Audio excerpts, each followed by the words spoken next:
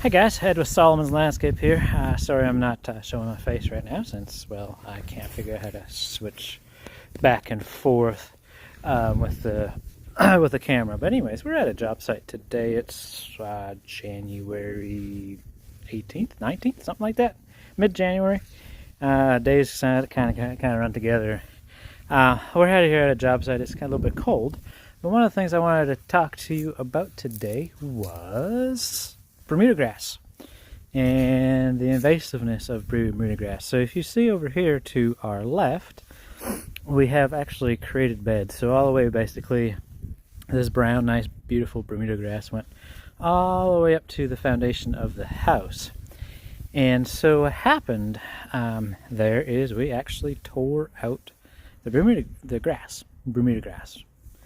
And so why we did that is because Bermuda tends to be very invasive, and unfortunately, if you just knock it down with a weed eater and spray it out, it's going to be coming through the mulch pretty bad in the springtime, and you'll be just fighting it all summer long, and probably for a good couple of years. We just took over the maintenance on this property, so that's not an issue. So that's the reason why we tore out the Bermuda grass. So anytime you're doing new beds, creating new beds with Bermuda, a lot of times we will tear out the sod just because of the fact that it's so invasive.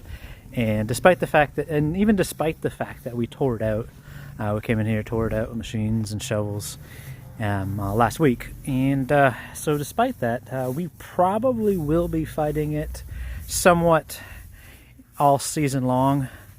It just won't be nearly as bad as if we just cut it and sprayed it. We'd be fighting it a whole lot more. So we will still get Bermuda coming through.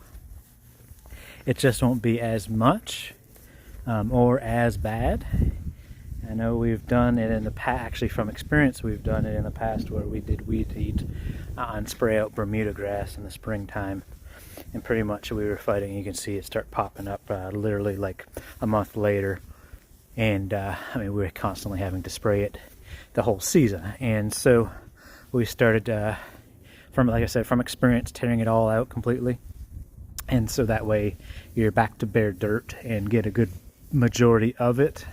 Looks kind of iffy right now, a little ugly in some places, but it'll get all nice and cleaned up. But that's what you'd want to do whenever you're creating new beds out of the Bermuda grass, is just go ahead and cut it out to avoid the hassle and the pain of keeping it out of the bed. We still, like I said, we still will a little bit, but not nearly as bad as it would be if it wasn't tore out. We'd be, in fact, I think the client would be pretty unhappy because they'd see that Bermuda grass coming through regularly if we didn't tear it out. So, but like I said, we took off the good 2 to 4 inches of soil to get that Bermuda grass out. Obviously, though, just the way it grows, it kind of creeps along the ground.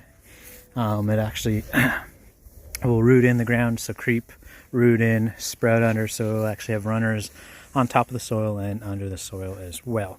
And so that's why it's so hard to get rid of and such a pain in the butt in our beds, just because of the nature of Bermuda grass. And so that's what I would recommend. We'll come back and clean the edges up. But essentially, if you're creating beds where there was Bermuda grass, go ahead and take the time, spend a little extra time to tear it out, just because it will come back with a vengeance if you don't. And like I said, even when you do, it still will. Not to the extent that it would, although it would if you did not. So just take that quick advice from experience, actually, like I said. And so, you know, here in the South, you got Bermuda grass, you're creating new beds, I'd take the time to go ahead and cut out the sod. Thank you very much.